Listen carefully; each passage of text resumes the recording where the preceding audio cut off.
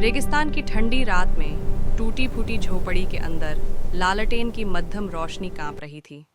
बूढ़ा आदमी, जिसका नाम रामलाल था, 60 साल की उम्र में भी अपनी आंखों में एक अजीब सी चमक लिए खड़ा था।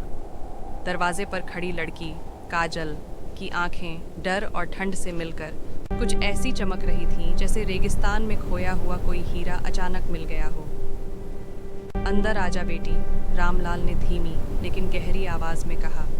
ये रेगिस्तान रात में किसी को नहीं बख्शता। काजल ने सिर झुकाकर अंदर कदम रखा।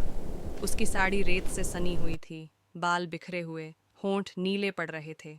रामलाल ने जल्दी से पुरानी कंबल निकाला और उसे ओढ़ा दिया। बाबा, बहुत ठंड लग रही है, काजल ने कांपते हुए कहा।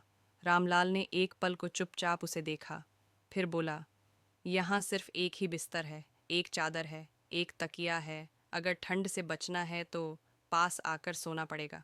काजल ने एक क्षण हिचकिचाया, फिर धीरे से मुस्कुराई। ठीक है बाबा, मुझे मंजूर है। दोनों लेट गए। लालटेन की रोशनी अब और भी धीमी हो गई थी। रेगिस्तान की खामोशी में सिर्फ हल्की सांसों की आवाज सुनाई दे रही थी। कई मिनट बाद रामलाल ने धीरे से कहा, कई साल हो गए, किसी ने मेरे साथ इतने करीब से बात नहीं की। न कोई हाथ पकड़ा, न कोई सिर सहलाया। काजल ने करवट ली। उसका चेहरा अब रामलाल के बहुत करीब था। तो आज मैं बातें करूंगी, जितनी चाहें उतनी। रामलाल की उंगलियां धीरे धीरे काजल के बालों में गईं। वे सख्त भी थे, नरम भी, जैसे रेगिस्तान की रेत और बारिश का पानी एक साथ मिल गए हों। तुम बहुत सुंदर हो, उसने फुसफुसाया। ऐसी सुंदरता मैंने कभी नहीं देखी। काजल हंसी, हल्की, लगभग शरारती हंसी।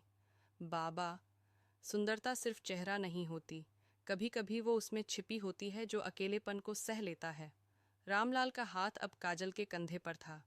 ठंड के कारण कांप रहा था, लेकिन अब कांपना सिर्फ ठंड की वजह से नहीं था।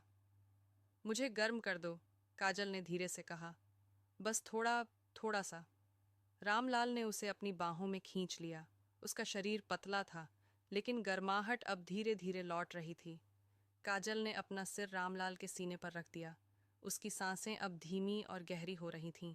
बाबा, काजल ने फुसफुसाया, क्या आपने कभी किसी से सच्चा प्यार किया था? रामलाल ने एक लंबी सांस ली। हाँ, बहुत साल पहले। वो भी ऐसी ही रात में मिली थी, फिर वो चली गई। रेगिस्तान की तरह आती है, छूती है और गायब हो जाती है। काजल ने अपना हाथ रामलाल के गाल पर रखा। तो आज रात मुझे उसकी जगह दे दो, बस आज रात के लिए। रामलाल की आंखें नम हो गईं। उसने काजल के माथे पर होंठ रख दिए। न कोई जोश था, न कोई जल्दबाजी, बस एक गहरी पुरानी प्यास जो शायद कभी पूरी नहीं हुई थी। काजल ने धीरे से कहा, आपके हाथ कितने ठंडे हैं, लेकिन दिल अभी भी गर्म है। रामलाल मुस्कुराया, शायद इसलिए कि तू आई है। रात गहरी होती गई। लालटेन की लौ बुझने लगी। दोनों एक दूसरे से लिपटे रहे। कोई शब्द नहीं, सिर्फ सांसें, सिर्फ गर्माहट, सिर्फ वो अजीब सा सुकून जो सालों की अकेलेपन के बाद कभी कभार ही मिलता है। सुबह जब पहली किरण झोपड़ी में घुसी तो रामलाल की आंख खुली। काजल वहां नहीं थी। बिस्तर ठंडा था। सिर्फ एक छोटा सा कागज का टुकड़ा पड़ा था। उस पर सिर्फ 3 शब्द लिखे थे, धन्यवाद बाबा। काजल। रामलाल ने कागज को सीने से लगाया। बाहर रेगिस्तान फिर से वहीं था, निर्जन, शांत, बेरहम। लेकिन आज उसकी झोपड़ी में कुछ बदल गया था। कुछ गर्माहट बाकी रह गई थी, कुछ यादें बाकी रह गई थीं, और शायद थोड़ा सा प्यार भी।